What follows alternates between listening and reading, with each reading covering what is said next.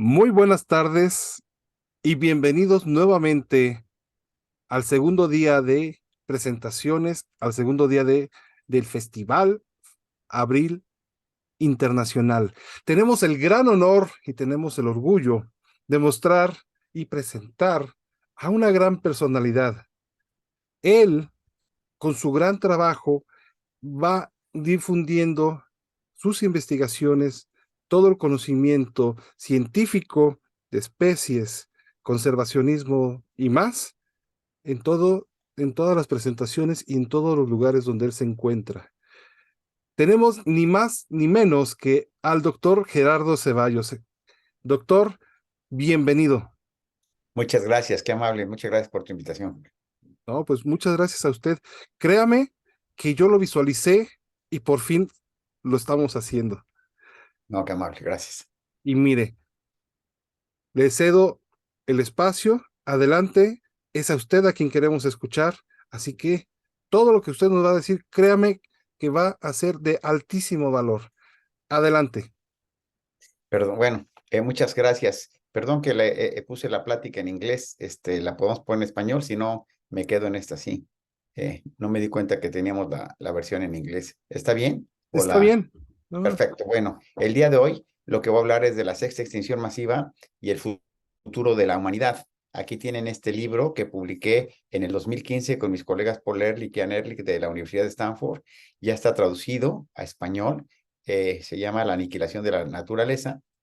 Es un libro que habla de este tema tan importante que es la extinción de las especies, por qué está pasando, ¿sí? ¿Qué consecuencias tiene y qué podemos hacer? La extinción de las especies es un problema tan grave como el cambio climático, más urgente y es irreversible. El cambio climático con suficiente tiempo podrá repararse, ¿sí? Cientos de años o miles de años. Cuando una especie se extingue, esto es irreversible. Esta es mi plática del día de hoy. Quiero agradecerles enormemente el que me hayan invitado a esta presentación, lo que me da mucho gusto hacer en honor al Día de la Tierra. Bueno, esto lo dijo Aldo Leopold hace algunos años, que vivimos en un mundo de heridas.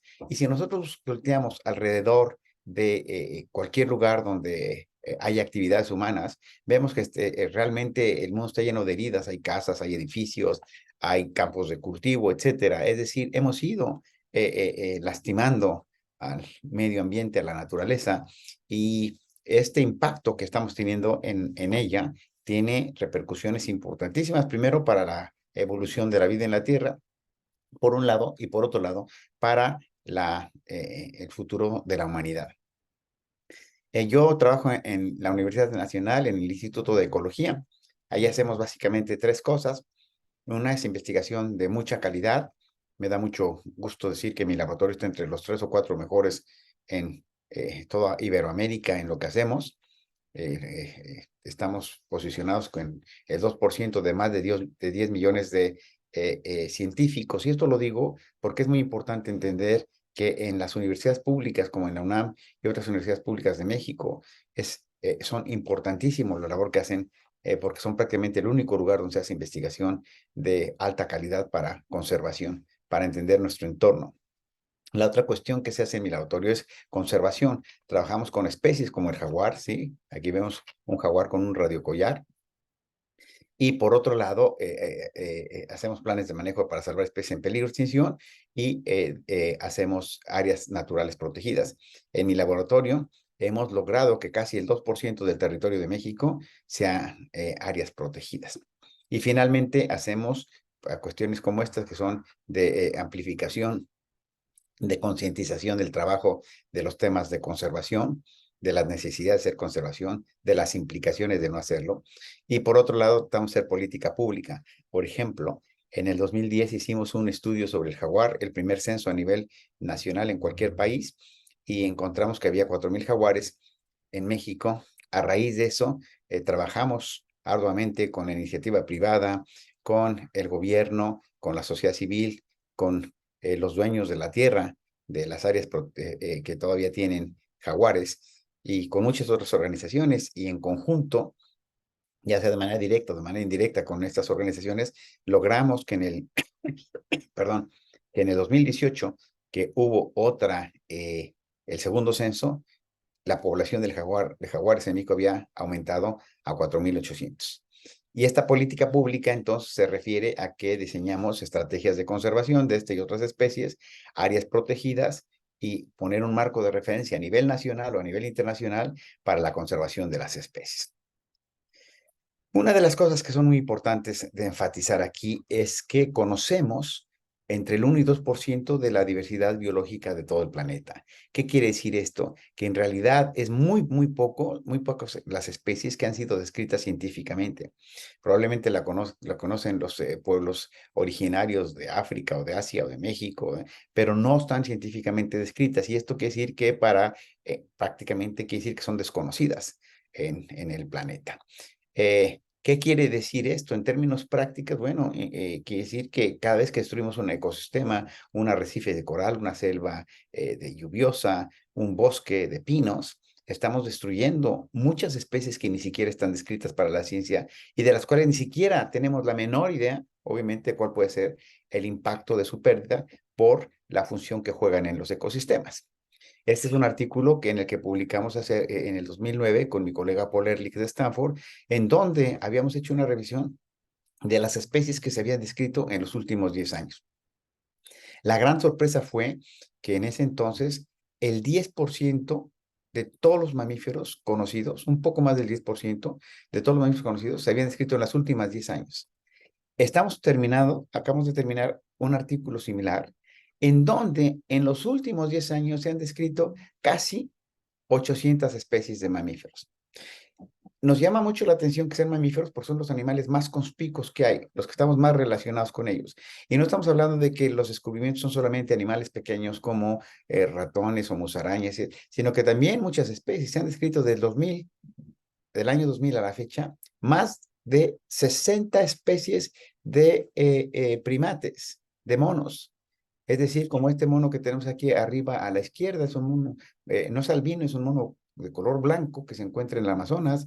Tenemos aquí este pequeño lemur que se encuentra en Madagascar, pero tenemos cuestiones como el venadito, este pequeño, es el venado más pequeño del planeta, casi 1 kilo de peso, muy chiquitito. O tenemos, por ejemplo, esta chinchilla que conocía solo de vestigios arqueológicos en Machu Picchu y nosotros la encontramos viva en el 2009. Es decir, lo que conocemos es muy poco y por lo tanto, para mí sigue siendo muy sorprendente que estamos encontrando muchísimas especies nuevas todo el tiempo. Pero un problema fundamental de esto es que estamos perdiendo muchísima de esta biodiversidad. Y la estamos perdiendo básicamente por las actividades del hombre, del humano. Esto lo voy a platicar.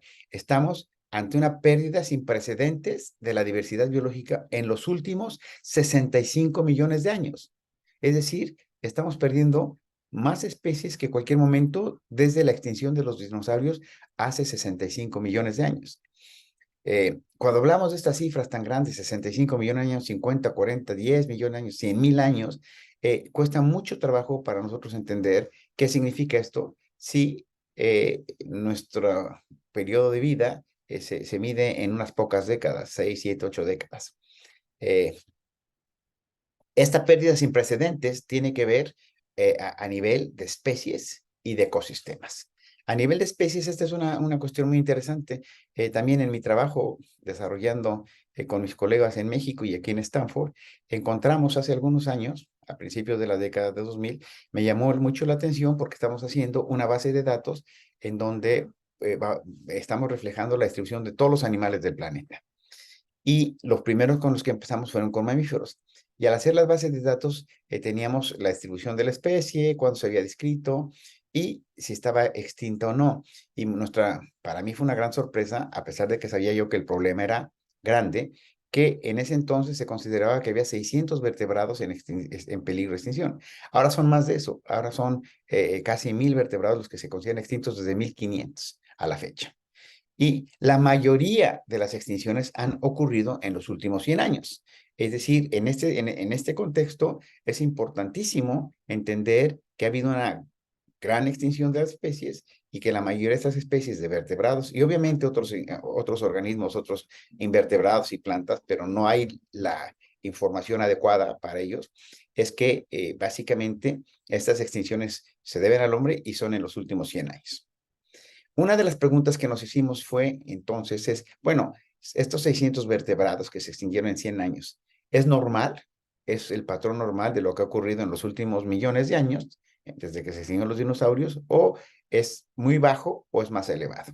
¿Por qué es importante contestar esta pregunta? Bueno, es importante para entender si las tasas de extinción actuales son muy elevadas y entonces estamos causando una extinción masiva, o si no, podríamos estar tranquilos. Si nuestros resultados hubieran sido de que no, que es la extinción normal, podríamos estar tranquilos de que no estamos causándole un problema serio a la diversidad de la vida de la Tierra, por un lado, y por otro lado, bueno, también podríamos estar tranquilos de que no estaríamos perdiendo muchos de los componentes de los sistemas biológicos, de los ecosistemas, que son fundamentales para que nosotros podamos dar, para que podamos recibir los servicios ambientales, como lo voy a explicar en un momento. Publicamos un par de artículos, pero básicamente la pregunta fue si las tasas de extinción actuales son normales en la historia de la humanidad o bien si habíamos estado a una extinción masiva. Ha habido 5 extinciones masivas en los últimos 700 millones de años en la Tierra, y las extinciones masivas básicamente se definen como periodos en donde la extinción de las especies es muy rápida en términos geológicos, en cientos de miles o millones de años, es causada por una catástrofe natural, ¿sí? Y acaba con el 70 o más por ciento de todas las plantas y animales del planeta. La vida en la Tierra, en los últimos 700 millones de años, las tasas de especiación, es decir, de creación de nuevas especies por evolución, siempre han sido más altas que las de las extinciones. Esto quiere decir que la trayectoria ha ido subiendo, es decir, cada siglo, cada millón de años, hay más especies que las anteriores. En este momento, por lo tanto, hay más especies que las que ha habido nunca en los últimos 700 millones de años.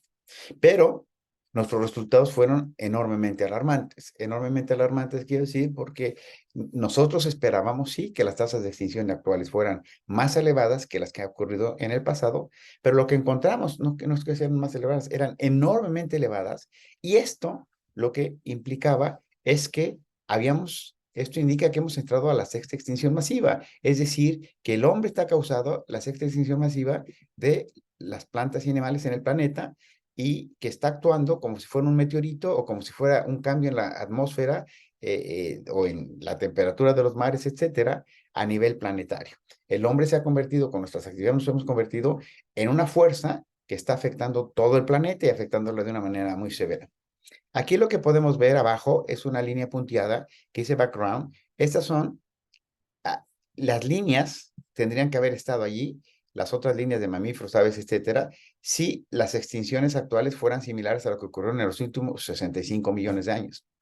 Pero como pueden ver, desde 1500, a pesar de que la información es pobrísima, muy poca información existe a partir de 1500, en realidad la información importante, más sólida, ha ocurrido de 1900 en adelante, pero lo que podemos ver que en todos los casos, ¿sí? La tasa de extinción de todos los vertebrados que está aquí, de los mamíferos, sabes, más alta, y de los otros invertebrados, y de otros vertebrados un poco más baja, pero todas es mucho más alta de lo que ocurrió en los últimos 65 millones de años. Es decir, estamos perdiendo mucho más especies más rápido de lo que se están originando.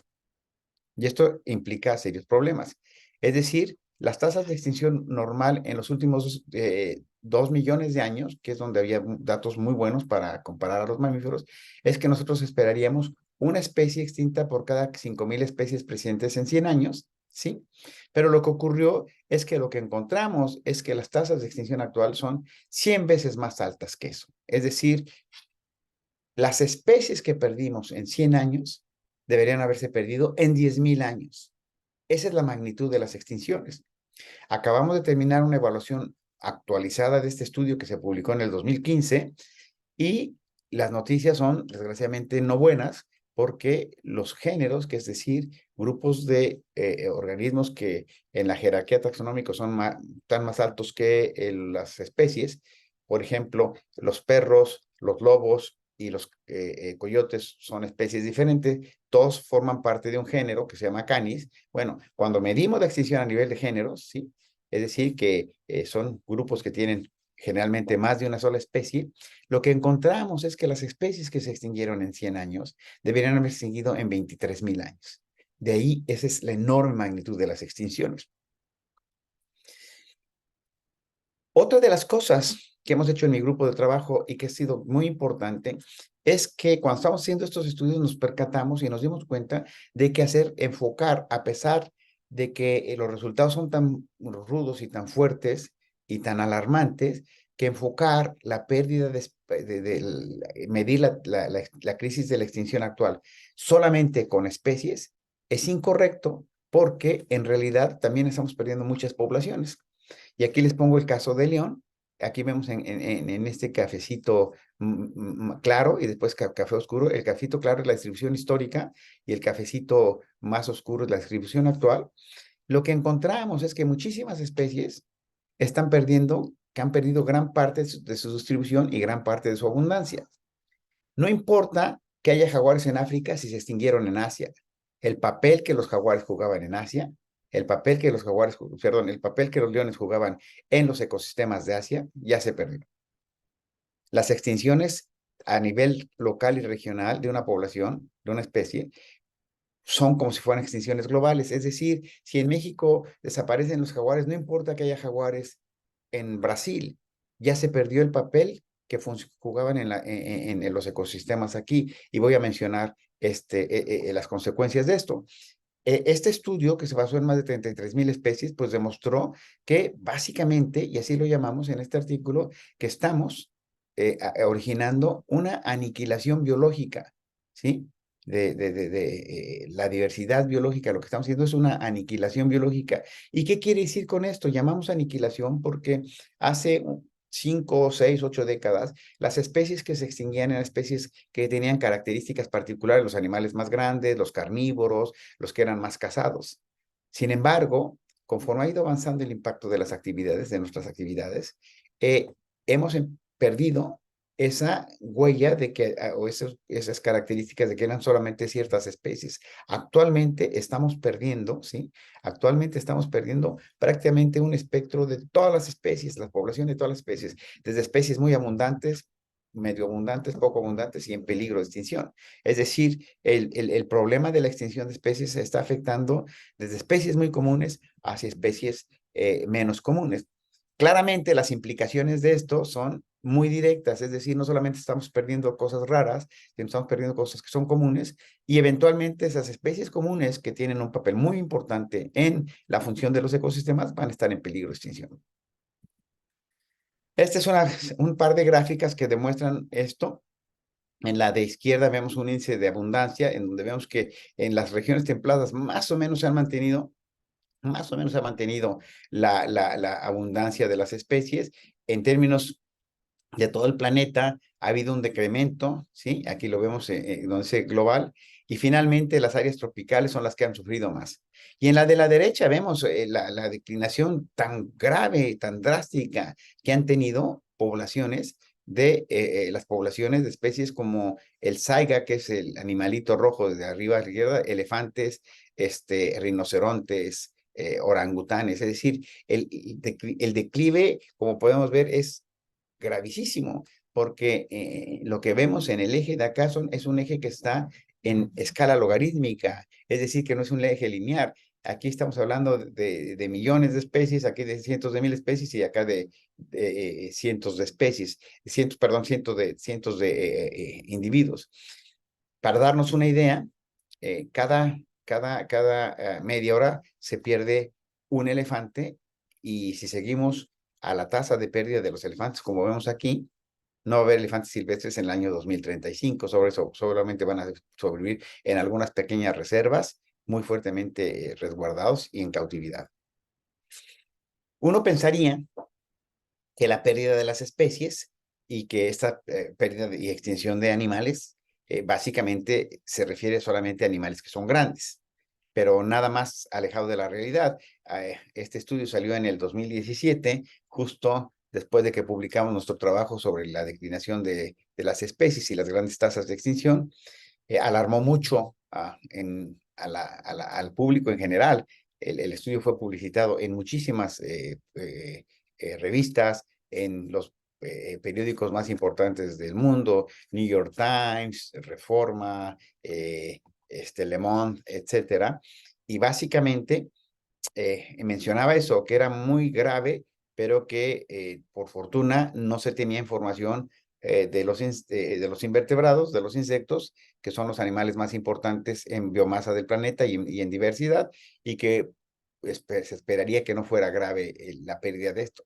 Después de nuestro estudio, bueno, lo que ocurrió es que básicamente salieron muchos otros estudios y demostraron que desafortunadamente no es el caso. Esto es lo que se ha perdido de biomasa de insectos en parques nacionales de Alemania, y lo que vemos que se ha perdido el 75% de la biomasa de insectos voladores en esto. Es decir, es gravísimo la pérdida. Hemos llegado a una situación tan absurda que si nos concentramos en la gráfica de la izquierda, lo que veríamos es que este círculo representa la biomasa de todos los animales, ¿sí? De los mamíferos en el planeta, de todos los mamíferos. Y lo primero que vemos es que los mamíferos domésticos, animales domésticos, mamíferos domésticos, ¿sí? Como vacas y becerros, puercos, representan el 60% de toda la biomasa animal que hay en el planeta. 60% de todos los animales que hay en el planeta son animales domésticos de la biomasa. El 36% es la biomasa de los humanos. Somos 8.000 millones de humanos. Imagínense, 8.000 millones de humanos pesamos el 36% de la biomasa. ¿Cuántos serán el 60%? Pues un número gigantesco. Lo más grave es que solo el 4%, solamente el 4%, ¿sí?, de la biomasa que sobrevive son animales silvestres, son mamíferos silvestres. Este 4% está representado por más de 6.000 especies. Es decir, claramente, ¿sí? Nos hemos apropiado de su hábitat, por un lado, los hemos matado por otro lado, y estas combinaciones de la cacería, la destrucción de su hábitat y otras cuestiones han hecho que las poblaciones sean las abundancias sean muy bajas. Es decir, el 4% se divide entre 6.000 especies y el otro 96% entre 4 o 5 especies, incluyendo al ser humano. Si nos vamos a la figura de la derecha, es todavía tan impactante como esto, porque lo que vemos es que el 70% de la biomasa que existe en la Tierra actualmente de aves son aves domésticas, básicamente pollos y guajolotes. Y el resto, el 30%, son las aves silvestres, pero el 30% son 11.000 especies de aves. O sea, 11.000 especies de aves representan solo el 30% de la biomasa que hay en el planeta. El resto son animales domésticos. Es decir, no se necesita mucha información para entender que esto debe tener repercusiones severas en la manera en que funciona el planeta, por un lado, y en esta función, al verse deteriorada por estas características, va a tener impactos importantes para el ser humano. ¿Cuáles son las causas? ¿Cuáles son las causas de esta pérdida de la diversidad biológica en general y de la diversidad de los vertebrados en particular, como has visto hoy? Bueno, lo primero que tenemos que entender es que sí, básicamente ya entramos a la sexta extinción masiva, es decir, esta pérdida de las plantas, de los animales, de sus poblaciones y de especies es tan grave como las 5 extinciones anteriores masivas que ocurrieron en los últimos 700 millones de años. Aquí está la última, es con la de donde se pierden la mayoría de los dinosaurios, que fue hace 65 millones de años. Desde entonces, 65 millones de años en donde no había tasas de extinción tan aceleradas como las que han ocurrido en los últimos 500 años en general, o en realidad en los últimos 100 años en particular. Hemos entrado a la sexta extinción masiva. ¿Qué quiere decir? Que estamos actuando como una catástrofe natural, o como una catástrofe que no es natural en el sentido que no es un meteorito, o que no es el cambio de los gases de la atmósfera o algo así, en donde estamos acabando con la vida en la Tierra. La mala noticia es esa. La buena noticia es que si esta extinción está siendo causada por el hombre, por nuestras actividades, también nosotros tenemos la posibilidad de pararla y revertirla, si posible. Y bueno, ¿cuáles son es muy importante entender entonces cuáles son las causas principales de la extinción de estas especies. Hay tres factores fundamentales y esto se le conoce como la ecuación IPAT. I de impacto, IPAT, que quiere decir el crecimiento de la población, el consumo y la tecnología. Estas tres, estos tres factores son básicamente la causa de que estemos perdiendo estas especies del cambio climático en el planeta y de todos los problemas ambientales que existen en el planeta. El tamaño de la población humana, el consumo y la eficiencia o ineficiencia tecnológica. Y aquí vemos que cómo está creciendo la población humana, sigue creciendo así, se está empezando a estabilizar un poco, pero en biología, nosotros sabemos que una población que crece de manera exponencial, como ha crecido la población humana, tarde o temprano lo que va a pasar o se estabiliza o se colapsa. Es muy claro que la población humana, si no hacemos un esfuerzo por estabilizarla, se va a colapsar. Esto dependerá de las acciones que hagamos en los próximos pocos años. Evidentemente, derivado de una población mayor, pues hay un mayor consumo, ¿sí? De alimentos, se requiere más tierra para cultivos, para ganado, etcétera. Al tener más afluencia las sociedades, como en China, como en la India, pues quieren y requieren y usan más recursos. Y finalmente, seguimos usando el petróleo y carbón como la base para la economía del planeta y estas tecnologías que son ineficientes y que causan los gases de invernadero nos están llevando a una situación muy complicada. Bueno, nosotros sabemos, aquí vemos lo que está pasando con las selvas o los bosques o los hábitats naturales. Aquí queda un pedacito de selva ahí aislado en medio de campos de cultivo. En algún momento la van a destruir. Y en el lado de la derecha vemos en café oscuro las áreas en que la mayor parte de esas áreas ya se encuentran en cultivo o bajo producción para ganado. Diría uno, bueno, existen muchas áreas claras todavía en el planeta, pero las partes, las que están muy arriba o muy abajo, no son apropiadas porque son muy frías, las del medio son los desiertos y solamente algunas áreas de selva que quedan, que son también muy inadecuadas porque en las selvas hay muy poquito suelo y una vez que tiramos la selva y sembramos, en pocos años pierde su fertilidad. Es decir, hemos llegado a un punto en donde realmente estamos llegando al límite físico en donde pueda haber más cultivos o más zonas ganaderas en el planeta. Ya no puede haber más. ¿De dónde vamos a sacar alimentos para la población si seguimos creciendo? Bueno, tenemos la explotación, la sobreexplotación de especies y el tráfico ilegal. Aquí vemos, estos son, a la izquierda una foto de un pangolín y su hembra, son animales mamíferos extremadamente bonitos que tienen el cuerpo cubierto de escamas como si fueran del mismo material de las uñas de nosotros.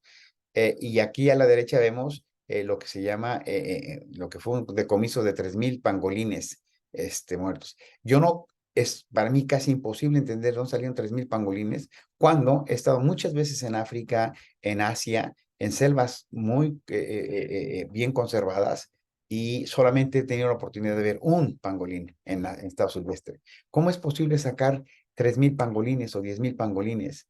Es decir, las mafias organizadas que están a la cabeza de la explotación de las especies que están básicamente en China, Estados Unidos, en Europa y a menor escala en México y otros países en desarrollo, básicamente están arrasando con la fauna y con la flora y de una manera sistemática. Tenemos que todos estos cambios que hemos causado en el ambiente, ¿sí? Desconocemos muchas de sus consecuencias, pero una de las cuestiones que sí sabemos es que puede haber cambios muy abruptos. Y aquí lo que tenemos era la pesquería del el bacalao en el Atlántico, en el Atlántico norte, en Estados Unidos y en Canadá, y lo que vemos es que habría alrededor de 100,000 toneladas, durante muchos años se pescaron 100,000 toneladas, y súbitamente en los años 40 y 60, 70, subieron hasta 800,000 toneladas. Fue una gran bonanza. Y después, inesperadamente, como pueden ver, en poquitísimos años, la población, la pesquería cayó prácticamente casi a cero y después en el 92 fue a cero. La especie no se ha extinguido, pero quedan muy, muy pocos ejemplares. Es decir, después de haber miles de millones de estos peces están prácticamente extintos. Lo importante de este caso es que no había ninguna indicación al llegar a este punto de 800,000 toneladas de que se pudiera colapsar la pesquería. Y sin embargo se colapsó. Finalmente, tenemos que entender que problemas como el cambio climático, tenemos la extinción de las especies con todo lo que estos problemas conlleva, pero las extinciones que hemos observado y lo que está ocurriendo tiene que ver, va a incrementarse, se van a incrementar dado el cambio climático.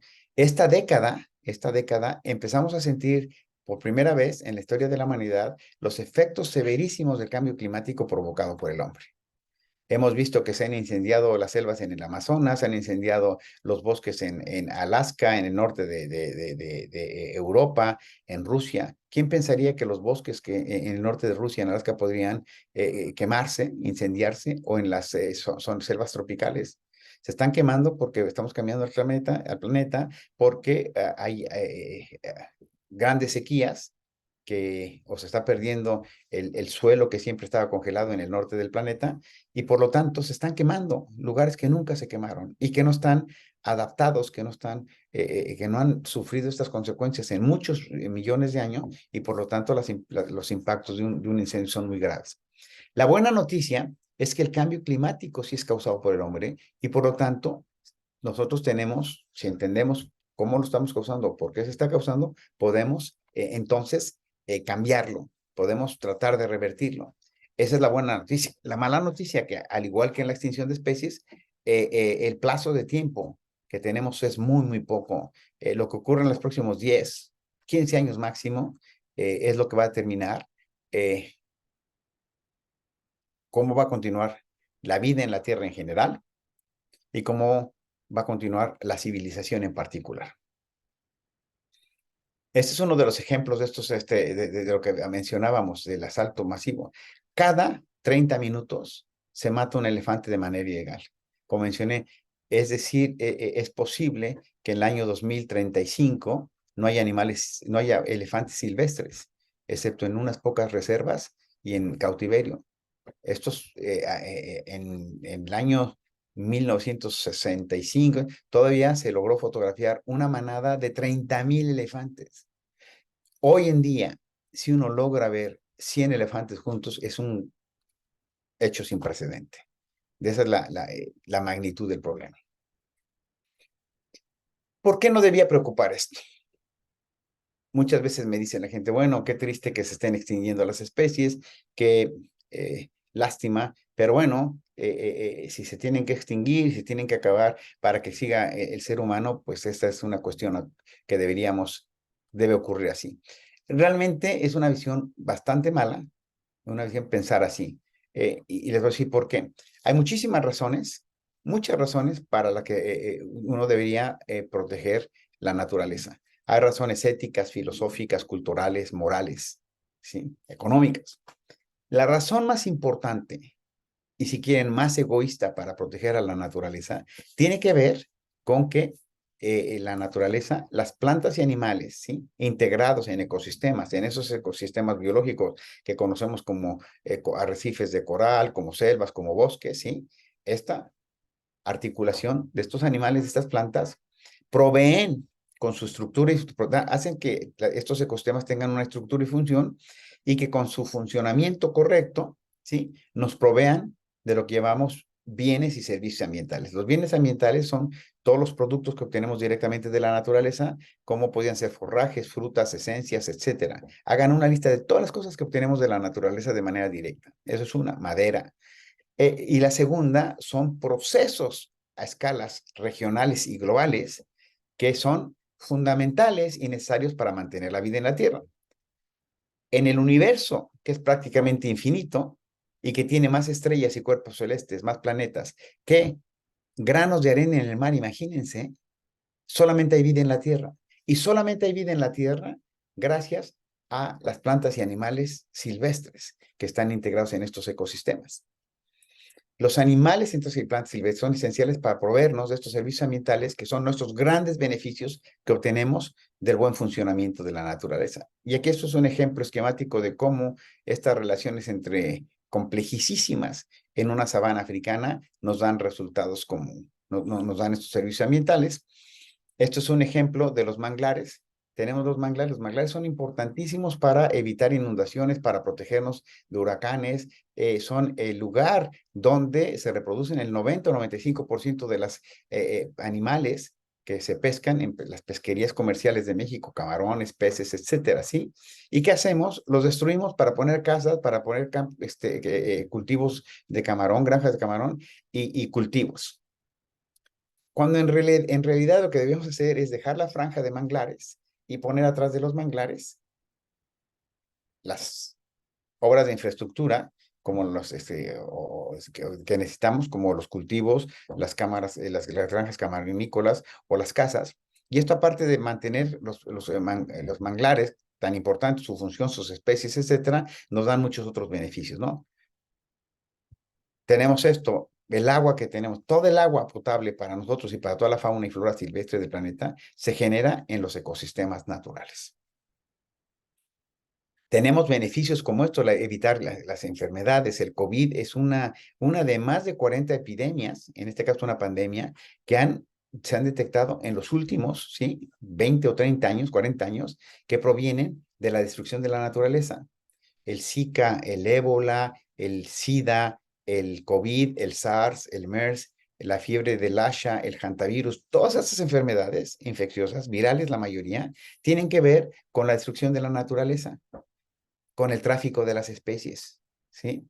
Y no entendemos el paludismo, por ejemplo, ahora con el cambio climático, el dengue y el paludismo en México llegaba hasta una altura más o menos de 1800 metros. Las ciudades, los pueblos, los poblados que estaban arriba de 1800 metros, como Tasco, en Guerrero, no tenían paludismo y dengue. Desgraciadamente, con el aumento de la temperatura, los mosquitos ya llegaron hasta 2000 o 2200 metros. Muy pronto podrá haber, por ejemplo, paludismo en la Ciudad de México porque los mosquitos que transmiten esta enfermedad van a poder sobrevivir por la temperatura en altitudes como en las que se encuentra la Ciudad de México, Toluca, etcétera. Es decir, estaremos enfrentando muchas enfermedades que afortunadamente no tenemos hasta ahorita asociadas al cambio climático y a la destrucción de los ecosistemas y a la pérdida de las especies. En fin, lo que he tratado de explicar es que, en primer lugar, estamos enfrentando una crisis de extinción de poblaciones y especies sin precedentes en los últimos 65 millones de años. Esta crisis es ocasionada por el ser humano, por nuestras actividades, básicamente el tamaño de población humana, nuestros patrones de consumo y las tecnologías que estamos usando derivan en problemas como la destrucción del hábitat, el tráfico y la cacería ilegal y la sobreexplotación de especies, la contaminación, ¿sí? De plásticos y eso, la toxificación que es diferente, que es la adición de compuestos químicos al ambiente. Más de 100,000 compuestos químicos existen en el ambiente que no sabemos qué impacto pueden tener en el ser humano o en los animales y plantas silvestres, ¿sí? La invasión de especies exóticas, como el pitón de Burma en los Everglades, en Estados Unidos. En este momento hay más pitones, bueno, hay casi 1 millón de pitones, se considera, en los Everglades, que han devastado a la fauna local. Básicamente se han comido a todos los animales que había en el Everglades. Y hay problemas ahora severos, inclusive con ataques a humanos. Estamos ante una situación muy complicada en la historia de la humanidad. Porque nuestras actividades están afectando ya a nivel global y están afectando los sistemas biológicos que son fundamentales para mantener la vida en la Tierra en general y mantener la vida humana en particular. Hay una posibilidad real de que si seguimos en este curso pueda haber un colapso de la civilización en los próximos 10, 15, 20 años. Y cuando hablo de un colapso de la civilización, quiere decir que se van a descomponer las estructuras sociales, políticas y económicas del planeta, como se descompusieron ahora con el COVID, a una escala todavía mucho mayor, y esto va a tener repercusiones muy importantes en cómo hemos podido llevar nuestra vida cotidiana. nunca hemos enfrentado un problema de esta naturaleza en los últimos 10,000 años, ¿sí? Y es muy probable que esto tenga consecuencias muy severas. Por lo tanto, ¿qué podemos hacer nosotros? Lo que podemos hacer es volvernos dejar de ser espectadores, dejar de ver que se destruyen los ecosistemas, que se hacen estas obras aquí o estas obras acá, y nos quejemos, si bien nos va en el internet, en las redes sociales, o no hagamos nada. Tenemos que volvernos actores del cambio en México y en el planeta. El planeta ya no, el planeta en general y México en particular ya no resisten que sigamos siendo espectadores y que las autoridades, los grupos de poder, la falta de educación, la ineficiencia cause estos grandes problemas que están acabando con los ecosistemas, con las especies y causando problemas como el cambio climático. Es decir, es nuestro derecho tener un medio ambiente sano. Es nuestra obligación pelear por ese medio ambiente. Tenemos que dejar ser espectadores y tenemos que dejar convertirnos en actores. Hay muchísimas cosas que podemos hacer a muchos niveles y esto dependerá de la capacidad económica que tengamos, de una serie de factores como ese. Sin embargo, yo los invitaría a todos los que nos están escuchando que si les interesa se pueden meter al internet y poner 50 maneras de ayudar al medio ambiente y les van a salir muchas páginas con muchas recomendaciones como usar menos agua, usar la gente que somos más afluentes y podemos comprar productos que contaminen menos, no tener mascotas, animales silvestres como mascotas, tratar de usar menos plástico, ¿sí? No comer ni comprar ningún producto de animales que estén en peligro de extinción, en fin. A una escala más regional y más nacional, es muy importante la manera que entendamos cuáles son los problemas que existen, cuáles son las políticas que se están llevando a cabo en el país o en el planeta y que optemos por apoyar aquellos grupos de poder, aquellos partidos, aquellos candidatos que tienen las políticas adecuadas en términos en dos cuestiones que son fundamentales y que van entrelazadas. Uno, básicamente, es el tema de la conservación de las especies y la protección del medio ambiente en general, y el otro, la justicia en general.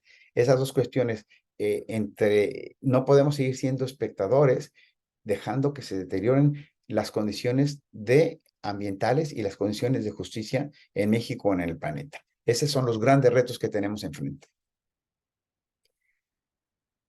Estas 2 décadas que vienen son las décadas fundamentales, las décadas que yo creo que son las más importantes en la historia de la humanidad para poder parar y revertir estos problemas. Lo que ocurre en estas siguientes 2 décadas es lo que determinará cuál es el futuro de la civilización humana, por un lado, y cuál es el futuro de la biodiversidad en el planeta. Lo que pasen en estas siguientes 2 décadas determinará si qué porcentaje de la diversidad se mantiene y si logramos mantener la civilización como la hemos conocido en los últimos 1000 años. Con esto acabo. Esto lo dijo Jan Dors en un libro que se llama Antes que la naturaleza muera. Fue escrito y publicado en 1971 en español, en 60 y tantos en francés. Y dijo, la naturaleza solamente podrá ser salvada si el hombre, si nosotros le mostramos un poco de amor, simplemente porque es bella.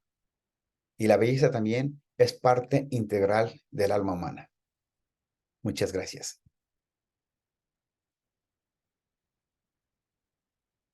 Muchas gracias, doctor. Qué gran presentación.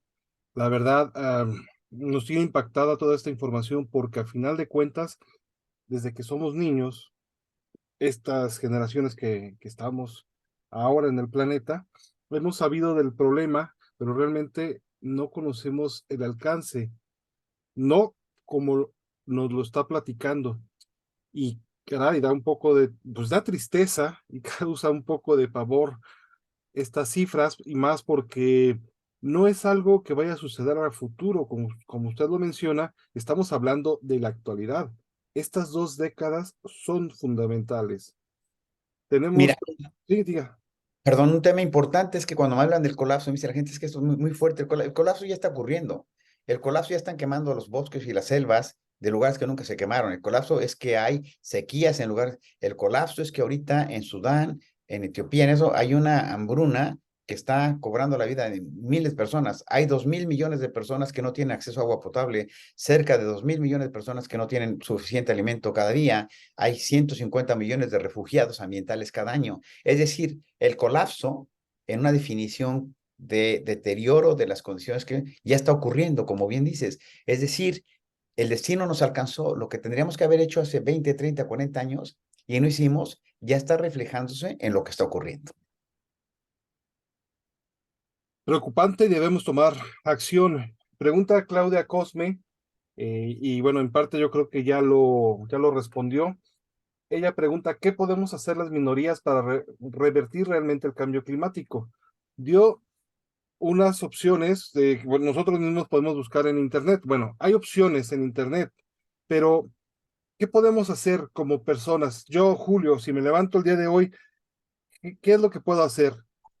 Como personas, lo que tendríamos que hacer es muy fácil entender que como personas, nuestro impacto puede ser enormemente pequeño si no lo agregamos a políticas a nivel nacional. Es decir, no quiero decir que con esto no lo dejemos. Cualquier cosa que se haga para que baje el crecimiento de la población humana, que baje nuestro consumo o que sea usar mejores tecnologías, eso va a ayudar. Hablábamos de decir, por ejemplo, de no tirar, usar menos plásticos, todo lo que tenga que ver con contaminación, explotación de especies, tráfico de especies, destrucción del medio ambiente, va a ayudar. Dependiendo de nuestro impacto y de nuestras posibilidades, entre mayor sea en términos de escala regional o de escala de número de personas a las que podamos impactar, más grande es nuestro impacto. Lo que yo quiero decir es que también va a sonar un poco rudo, es que en realidad decir que a nivel individual podemos cambiar las cosas, esto es incorrecto. Requerimos realmente de políticas nacionales e internacionales para poder lograr el objetivo.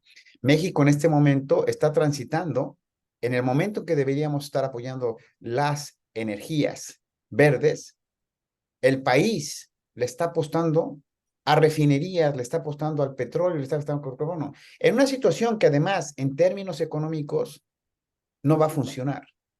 Es decir, tendríamos que estar exigiéndole a México, al planeta, ¿sí? De una manera más fuerte, más severa, que las decisiones que están tomando las cúpulas de poder son incorrectas. Tenemos toda la ciencia y tecnología para entenderlo. Es decir, a donde voy es que tenemos que organizarnos mejor, tenemos que participar en la vida política del país, tenemos que, con nuestro voto, determinar, aquí no importa si es rojo o es blanco, si es de izquierda o si es de derecha, aquí realmente lo que tenemos que ver, quién es el individuo o cuáles son los partidos que realmente están abordando el tema fundamental, que es la conservación de la naturaleza, porque todos los demás temas políticos, económicos y sociales no van a funcionar si no logramos mantener la base, los cimientos, que es la naturaleza. Todo lo demás no tiene sentido si no logramos aliviar, por un lado, esto, y el segundo dije, la pobreza, que van de la mano, ¿sí?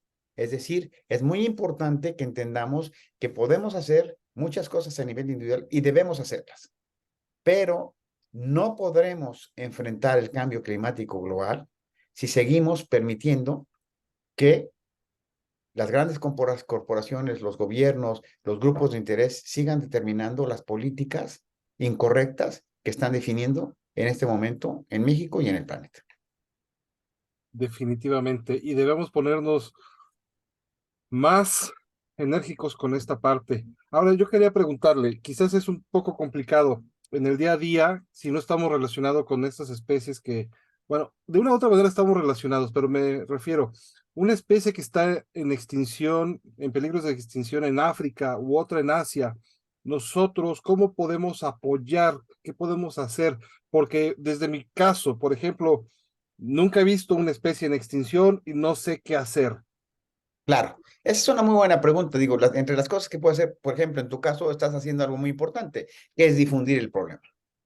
Es decir, eduquémonos. Hay muchísima información actualmente, y ahora con la inteligencia artificial podemos tener acceso a información de enorme calidad para poder ayudarnos a definir o sea, las acciones que tomamos. ¿Qué podemos hacer? Primero, entender que todo está entretejido y que hay muchas iniciativas a nivel internacional que simple y sencillamente implican que uno firme, ¿sí?, alguna petición a la ONU, al gobierno de Estados Unidos o al gobierno de México para que se hagan mejor las cosas. Entonces, una es involucrarse, uno es entender el problema, otro es educarse.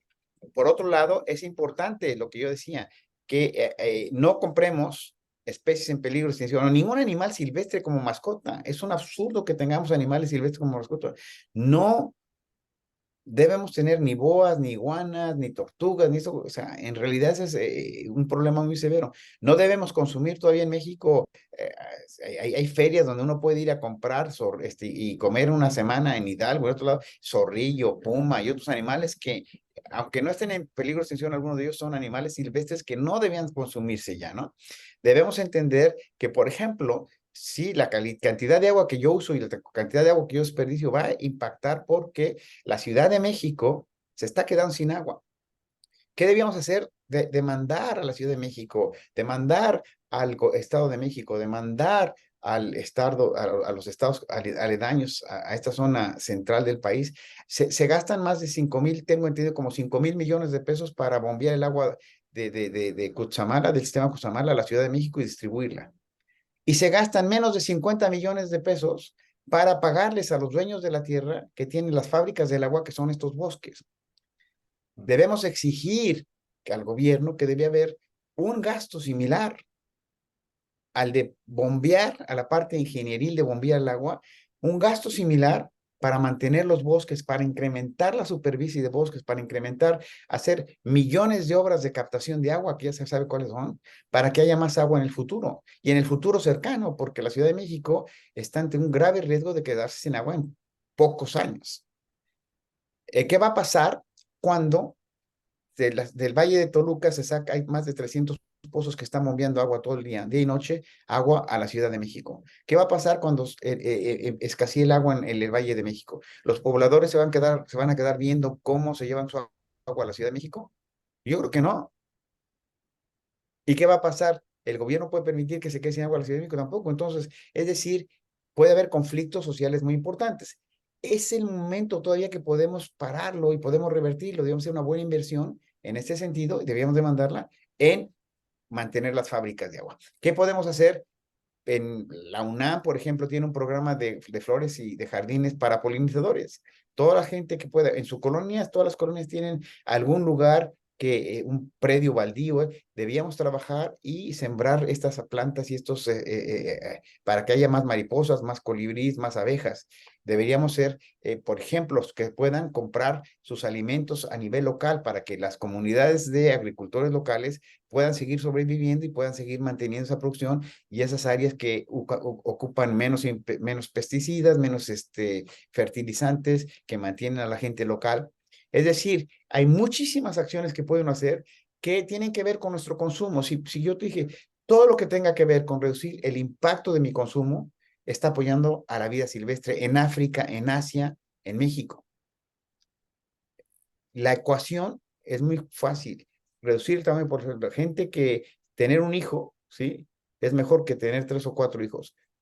2, dar acceso a la mujer, a educación, a trabajo, a igualdad de circunstancias para que puedan tomar decisiones pertinentes relacionadas con la salud, con el número de hijos que tengan, etcétera. Bajar nuestro consumo de plástico, bajar nuestro consumo de agua, no tener 10 pantalones o 15 pantalones, o como he visto en muchos lugares, 30 pantalones o 50 suéteres o 20 suéteres. O sea, tener realmente lo que uno necesita. Es decir, tratar de que si uno puede usar el transporte público, usar el transporte público, cuando se puede, sea seguro. Hay muchísimas acciones, todo lo que vaya relacionado con tecnologías más limpias, con consumos de menos impacto y con el crecimiento de población, nos va a ayudar a bajar este impacto. Aunque estemos en México, aunque estemos en la Ciudad de México, en la Ciudad de Querétaro, en la Ciudad de Toluca, debemos entender que toda nuestra agua, todos los productos que comemos, todo nuestro alimento viene de áreas silvestres en donde se ha sacrificado la fauna, la flora local para tener estos campos de cultivo y esto que estamos consumiendo. Muy bien, pues definitivamente hay muchas acciones que podemos lograr. Yo quisiera preguntarle, seguirle preguntando mucho más. Yo creo que bien podríamos dejarlo para una segunda ocasión, si es que me lo permite y concordamos. Por el momento, le agradezco mucho, pero demasiado, su participación. Son datos muy valiosos, son datos que realmente va a llegar a la gente, a la población, y va a estar accesible para todo el mundo, como estoy diciendo. Por eso, muchas gracias, Muchas porque gracias. mucha gente no lo conoce, pero mucha gente a partir de ahora sabrá acerca de su gran labor, y la información que acaba de dar podrá llegar a ellos. Yo te agradezco mucho, muchas gracias. Y muchas gracias a todas las personas que nos han hecho el favor de destinar su tiempo para escucharnos. Es el doctor Gerardo Ceballos, especialista, experto, como quieran llamar, pero es mexicano y es alguien a quien debemos admirar y promover en todas las pláticas, en todas las conversaciones que tengamos. Debemos buscar la información que le aporta, porque actualmente está usted trabajando en el programa de protección del jaguar, ¿verdad? Por lo de el Tren Maya. Trabajamos con la protección del jaguar, trabajamos con la protección del bisonte, trabajamos en la protección de la reserva de Janos, que son 500,000 de hectáreas en Chihuahua. Logramos que se vayan a decretar más de 500,000 hectáreas de selvas en la península de Yucatán como reserva. Trataremos que haya otras 250,000 más en el siguiente año. Es decir, estamos muy activos en proteger especies, ecosistemas a nivel de México y a nivel mundial en hacer la ciencia que ha puesto, que esto me da mucho gusto decirlo, la ciencia que puso que estamos en la sexta extinción masiva salió de mi laboratorio en la UNAM y es la ciencia que es la base del convenio de Montreal, por un lado el que ocurrió ahora en diciembre de este año pasado, y el convenio del el IPBES, que es el Instituto para evaluar el estado de la diversidad en el planeta.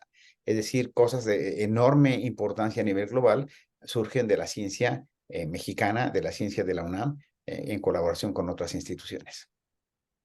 No, pues perfecto, excelente. Y a eso me refiero. Tiene muchísima información hay mucha información que podemos conocer del doctor Ceballos si es que lo seguimos. Así que los exhortamos a que sigan el trabajo de este gran doctor, investigador mexicano, y muchas gracias por estar Gracias, gracias. presente en la presentación. Muchas gracias a ustedes. Es información que vale oro. Trabajemos juntos, podemos lograrlo. Terminamos la transmisión y continúen, porque esto se pone interesante. Bueno, terminamos el bloque de información especializada y comenzamos el bloque de interés general, así que ya pasamos por datos duros, no los olviden. Ahora vamos a conocer cultura general. Hasta luego, doctor. Le agradezco mucho. Terminó la Muchas gracias. transmisión. Hasta luego. Hasta luego.